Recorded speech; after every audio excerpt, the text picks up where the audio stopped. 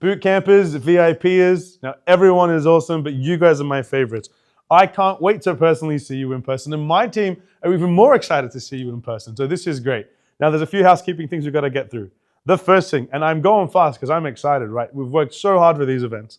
The first thing is you need to press the button somewhere here, I think, that says secure your VIP pass. Now please note there's two types.